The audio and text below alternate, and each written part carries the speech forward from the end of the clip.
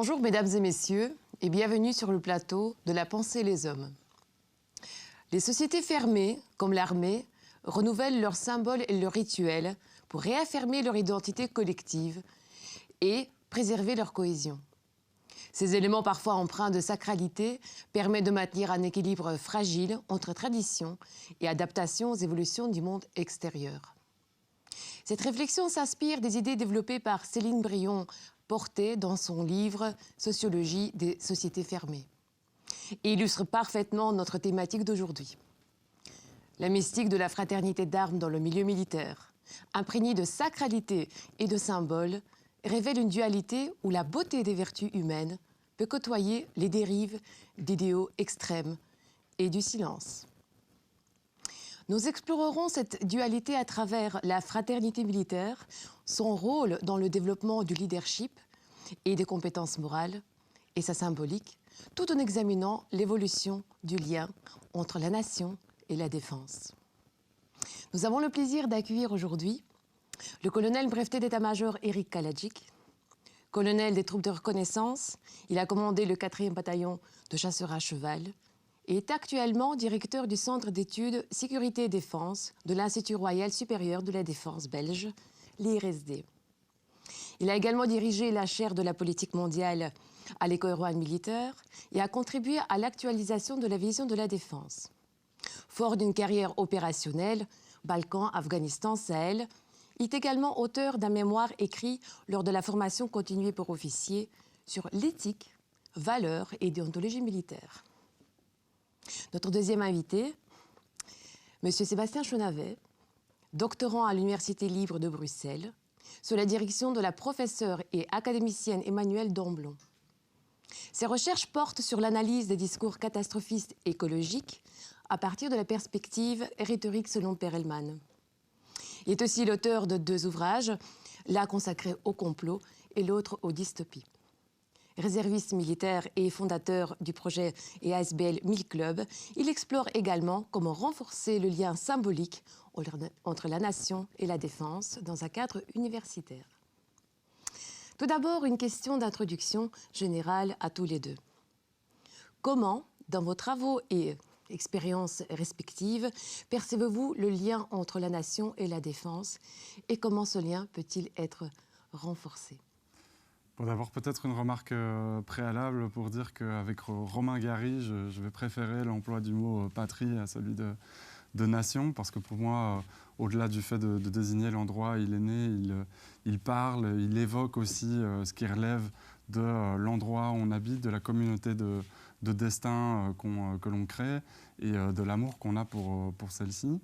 Ça, c'est en guise de remarque par rapport à ce que vous venez de souligner. Et puis, peut-être en termes juste d'observation, à la fois en tant que chercheur et citoyen, tout simplement. Une observation qu'on peut faire tous les jours autour de nous, c'est une espèce de méconnaissance qui existe entre le monde militaire et le monde civil en général. Une méconnaissance qui, je dois le dire, d'un point de vue de l'université et des hautes écoles, s'est traduite un peu par un sentiment de méfiance qu'il y a entre ces deux mondes. Et donc, pour moi, tout simplement, l'idée et ce qu'il y aurait à faire dans pareille situation, c'est d'essayer justement de recréer des ponts entre ces deux mondes. Et si on en a l'occasion, j'aimerais bien développer ce point aujourd'hui avec vous. Bien sûr, merci. On va revenir là-dessus. En ce qui me concerne, je ferai d'abord référence à différents moments de ma carrière militaire, puisque je l'ai commencé lors de la guerre froide, où le service militaire obligatoire était encore de rigueur, et donc où il y avait un lien avec la population directe, puisque les enfants mâles étaient susceptibles de faire soit leur service militaire, soit un service dans la coopération au développement au service de la société en général et du pays. J'ai connu la chute du mur et puis une professionnalisation. Je ne parlerai pas d'une armée de métier, mais bien d'une armée de profession, avec notamment ce que les Français appellent une espèce de contrat à durée indéterminée qui se limite malgré tout à quelques années et qui n'envisage pas d'avoir des militaires ad vitam aeternam. Et un changement de paradigme, alors que l'armée était essentiellement tournée vers la défense du territoire et des populations, tournée vers l'Est essentiellement, et un danger venant du pacte de Varsovie.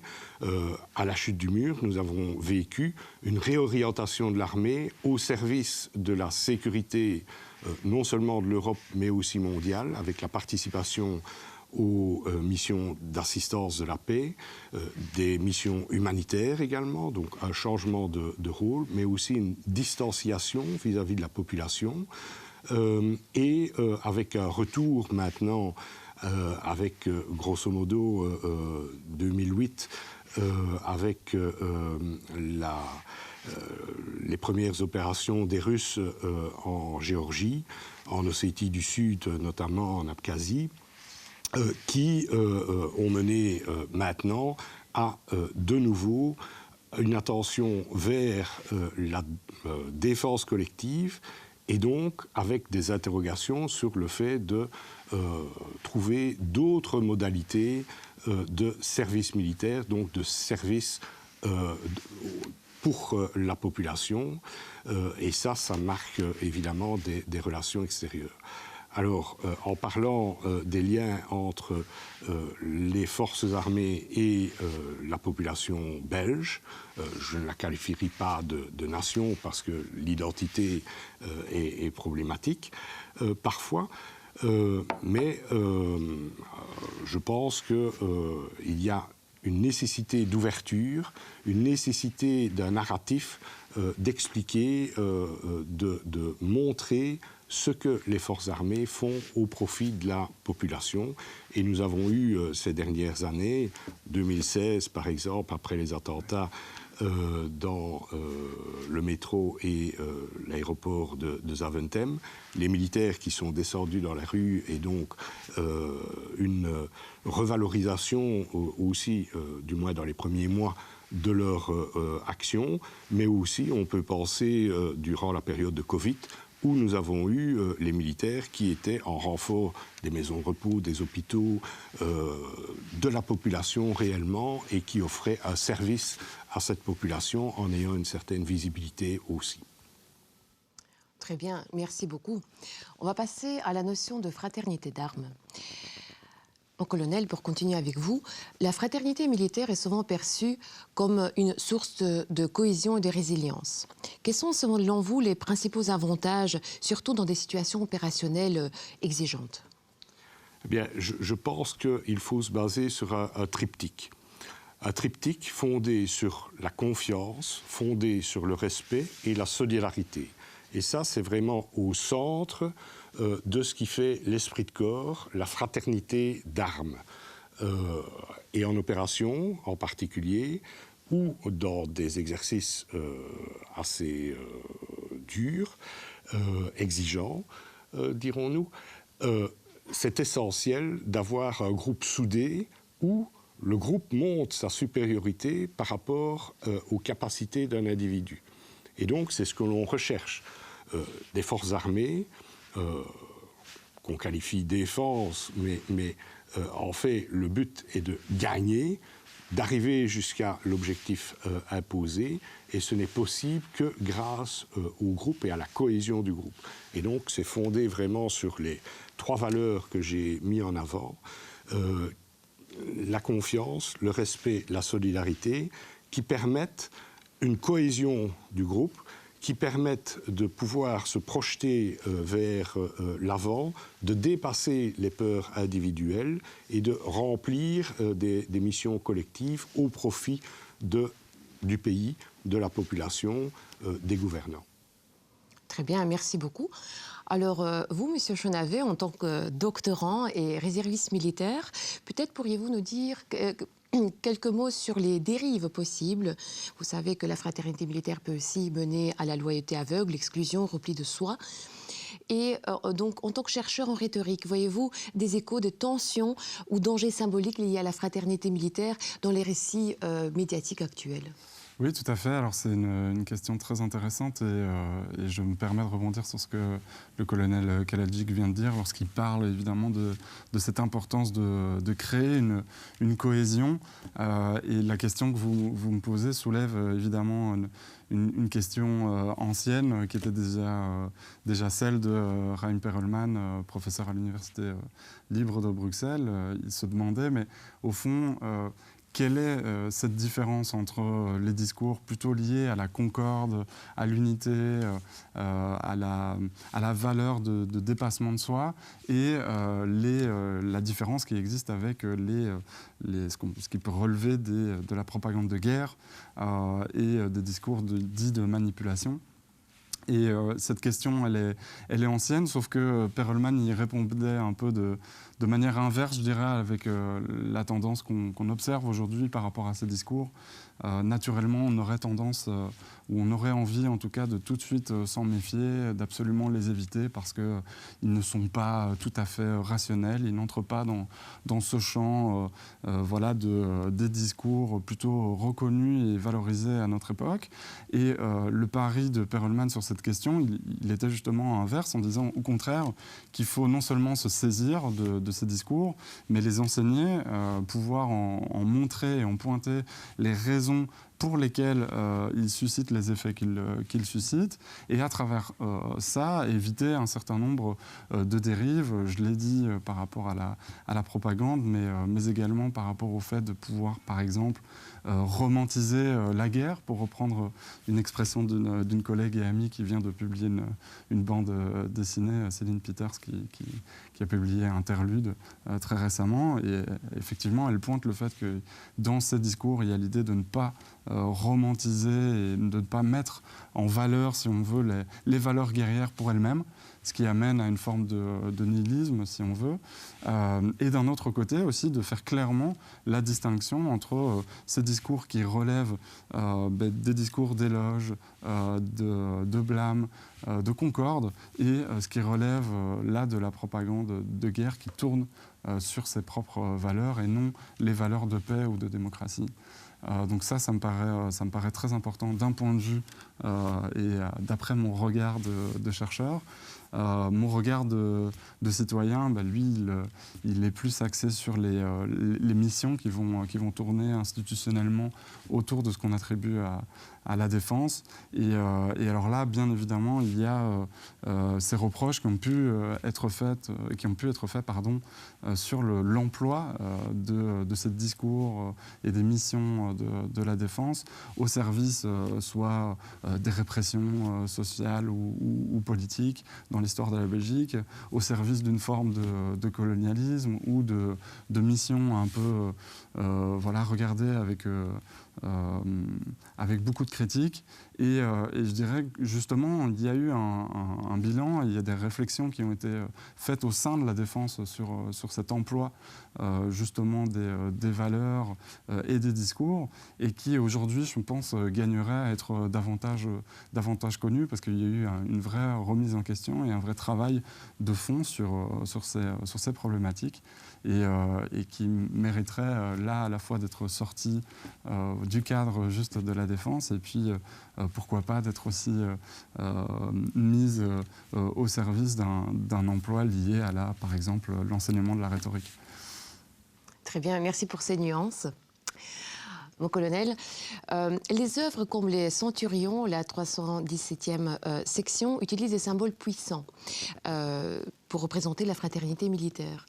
Comment ces œuvres reflètent-ils la réalité selon votre expérience vécue?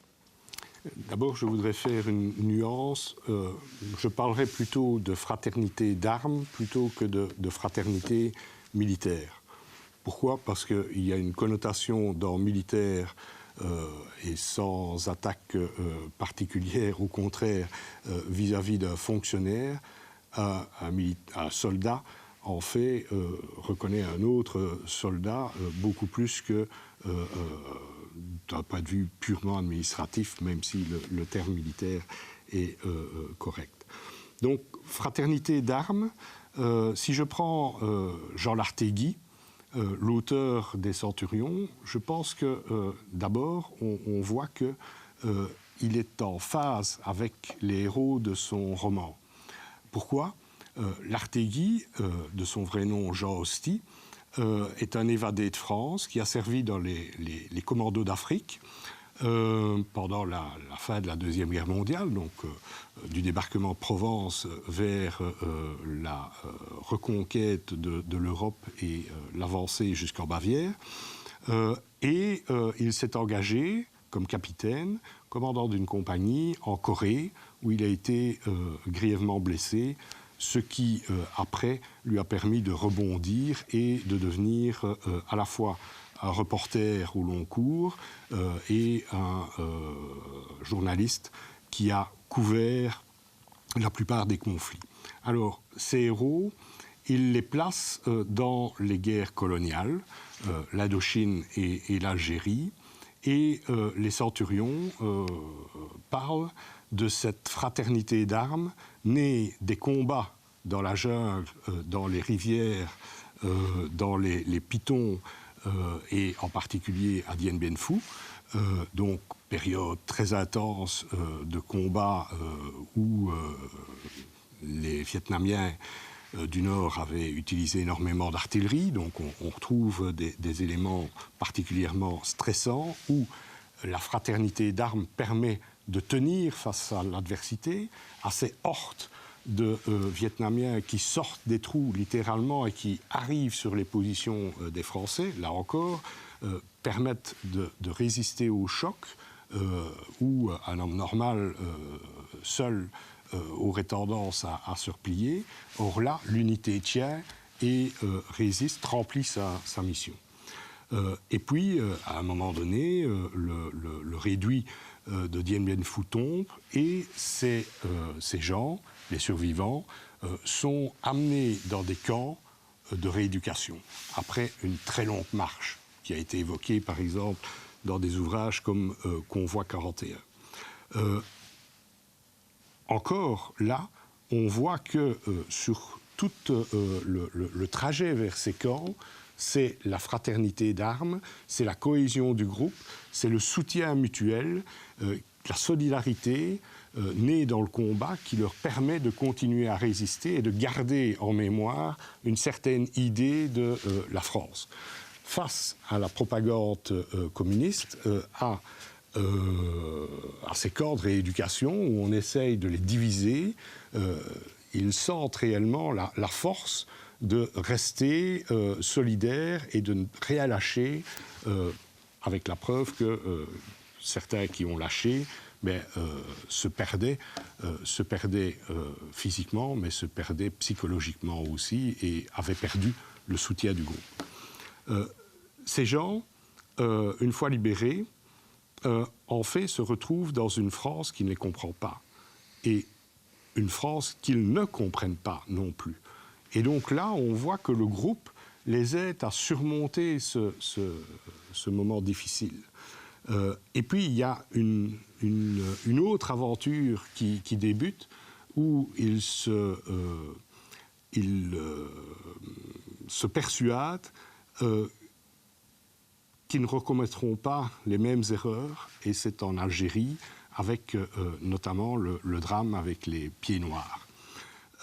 Ils sont confrontés à une guerre asymétrique, avec un ennemi déterminé, et là on voit au sein du groupe un dilemme qui se pose à un des leurs, officier d'origine algérienne, qui fait pleinement partie du groupe et qui choisit de combattre pour l'indépendance de son pays, et qui se retrouve donc l'adversaire de cette unité de parachutistes menée par le colonel Raspailly, qui est personnage qui est à l'image du fameux Marcel Bijard.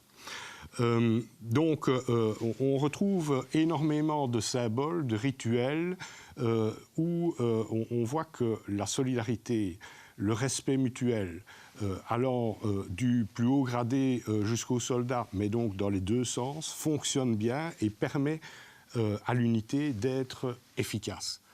On voit aussi une dérive qui est la bataille d'Alger, où, à un moment donné, face à la mission qui leur a été donnée et face aussi à la pression de leur passé qui leur dit pas deux fois la même chose, certains vont transgresser les règles, le droit de la guerre, le droit humanitaire international, et vont se laisser aller à torturer des gens pour pouvoir avoir l'information qui leur permet d'arriver au résultat.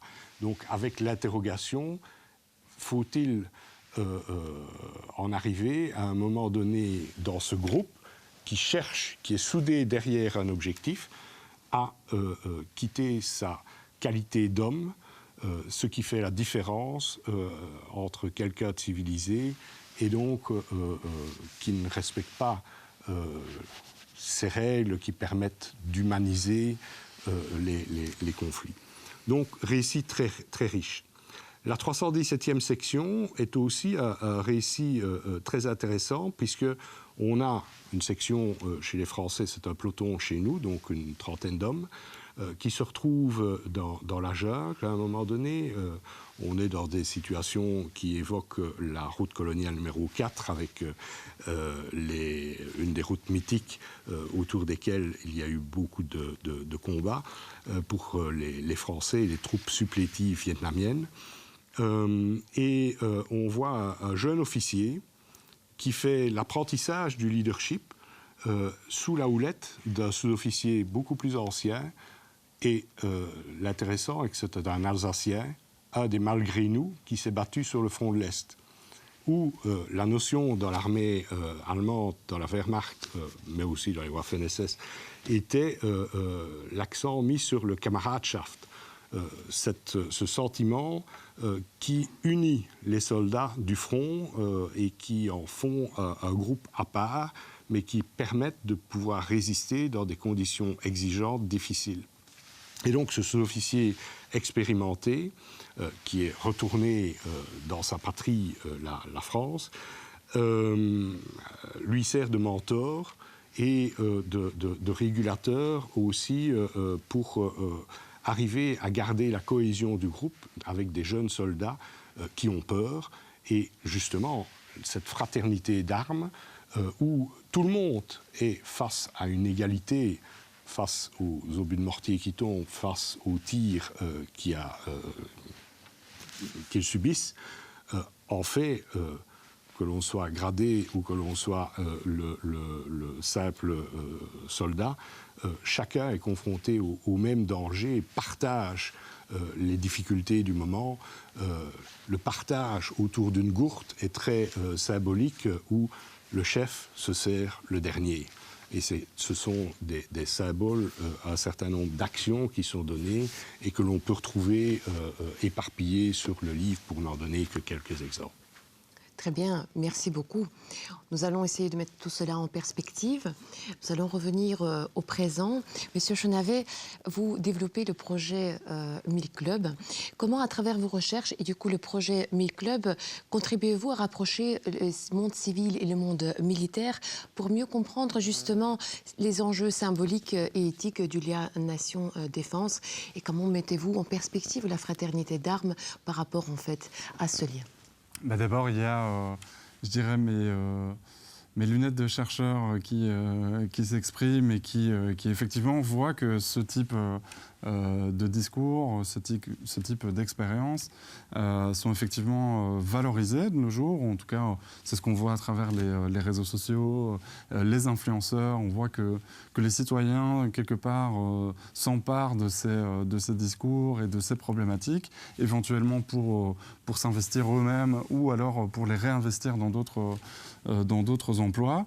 Et je dirais aussi, par rapport aux difficultés qu'ils suscitent, particulièrement dans la période qu'on connaît aujourd'hui, pour plusieurs raisons. D'abord parce que ce sont des discours qui qui d'abord arrive dans un contexte où globalement un sentiment de peur transpire un peu de l'actualité, des discours qui sont prononcés aujourd'hui, et que pourtant il faut pouvoir passer à l'action pour éventuellement améliorer les choses. Donc d'un point de vue rhétorique, ça c'est tout à fait intéressant. Le deuxième élément, c'est peut-être cette difficulté qu'on a dans une époque contemporaine à valoriser une forme d'héroïsme, alors que par ailleurs on est empreint au contraire plutôt de la valorisation soit de la figure de la victime, soit de la figure simplement du juste, qui a agi d'une certaine manière pendant la Seconde Guerre mondiale et puis encore par après. Et puis enfin, dernièrement, toujours par rapport à ces questions qui intéressent le chercheur, c'est tout simplement comment est-ce que des figures très anciennes s'investissent dans ces discours-là et se mêlent à des figures très contemporaines et très modernes. Je prends un exemple qui me vient en tête et qui m'intéresse particulièrement dans mes recherches.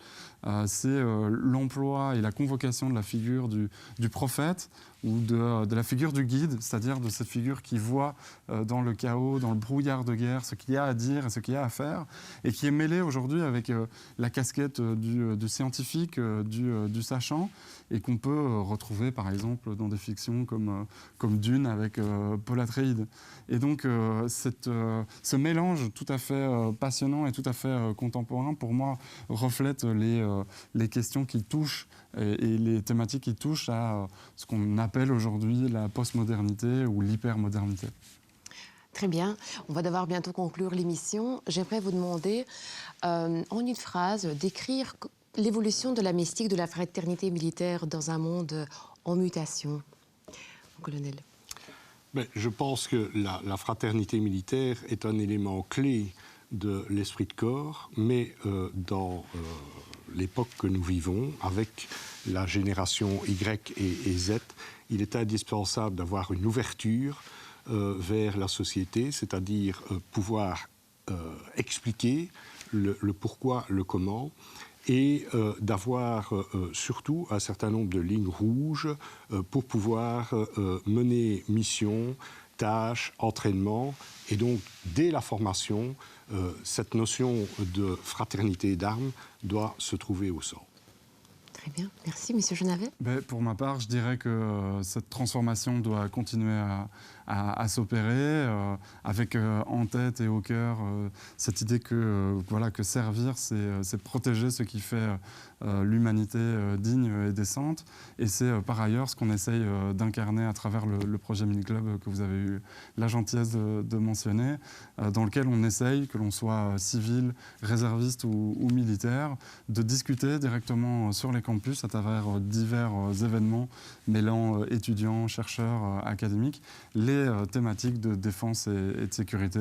Et c'était encore le cas pas plus tard qu'il y a une semaine à l'UCL, avec une conférence sur l'utilité de la défense en 2024, où il y avait justement deux experts militaires qui dialoguaient avec deux experts civils, et j'espère que c'est ce qui constituera le fil rouge de notre entretien aujourd'hui.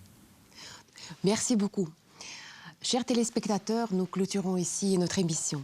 Nous avons parlé aujourd'hui de la fraternité militaire, de la symbolique, du lien nation-défense.